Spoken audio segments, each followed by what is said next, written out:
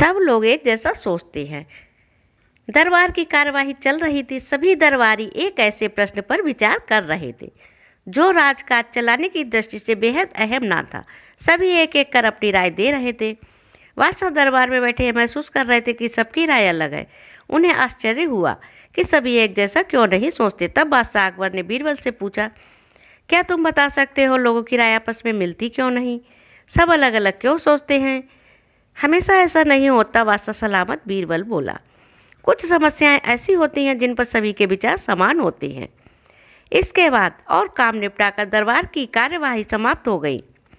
सभी अपने अपने घरों को लौट चले। उसी शाम जब बीरबल और बादशाह अकबर बाग में टहल रहे थे तो बादशाह ने फिर वही राग छेड़ दिया और बीरबल से बहस करने लगे। तब बीरबल बाग के ही एक कोने की ओर उंगली से संकेत करता हुआ बोला, वहाँ उस पेड़ के निकट एक कुआं है, वहाँ चलिए। मैं कोशिश करता हूँ कि आपको समझा सकूं कि जब कोई समस्या जनता से जुड़ी हो तो सभी एक जैसा ही सोचते हैं।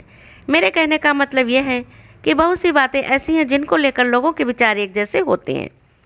बादशाह अकबर ने कुछ देर कुएं की ओर घूरा, फिर बोले, लेकिन मैं कुछ समझा नहीं। तुम्हारे समझाने का ढंग कुछ अजीब है। बादशाह जबकि जानते थे कि बीरबल अपनी बात सिद्ध करने के लिए ऐसे ही प्रयोग करता रहता है। सब समझ जाएंगे हुजूर, बीरबल बोला। आप शाही फरमान जारी कराएं। नगर के हर घर से 1 लोटा दूध लाकर बाग के स्थित कुएं में डाला जाए। दिन पूर्णमासी का होगा। हमारा नगर बहुत बड़ा है। यदि हर घर से 1 लोटा दूध इस कुएं में पड़ेगा तो ये दूध से भर जाएगा।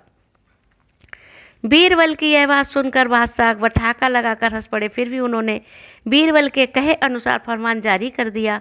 शहर भर में मुनादी करवा दी गई कि आने वाली पूर्णमासी के दिन हर घर से 1 लोटा दूध लाकर शाहीबाग के कुएं में डाला जाएगा। जो ऐसा नहीं करेगा उसे सजा मिलेगी। पूर्णमासी के दिन बाग के बाहर लोगों की कतार लग गई। इस बात का विशेष ध्यान रखा जा रहा था कि हर घर से कोई ना कोई वहां जरूर आए। सभी के हाथों में भरे हुए पात्र दिखाई दे रहे थे। बादशाह अकबर और बीरबल दूर से बैठे ये सब देख रहे थे। एक दूसरे को देख मुस्कुरा रहे थे। सांझ ढलने से पहले कुएं में दूध डालने का काम पूरा हो गया। हर घर से दूध लाकर कुएं में डाला गया था। जब सभी वहां से चले गए तो बादशाह अकबर व बीरबल ने कुएं के निकट जाकर अंदर झांका। कुआं मुडेर तक भरा हुआ था, लेकिन यह क्या?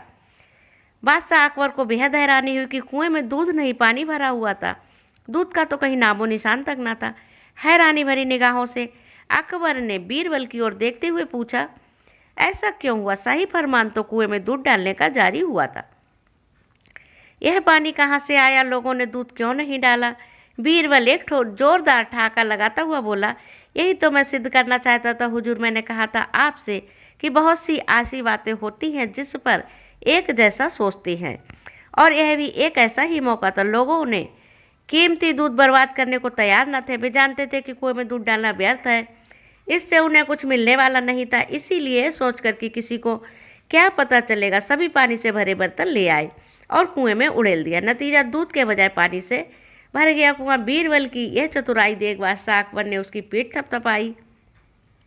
बीरबल ने सिद्ध कर दिखाया था कि कभी कभी लोग एक जैसा भी सोचते हैं। तो दोस्तों, ये कहानी आपको पसंद आई तो लाइक करें, शेयर करें, सब्सक्राइब करें, बेल आइकन को प्रेस करें, जिससे जब भी कहानी अपलोड करें आपको सबसे पहले मिले। धन्यवाद।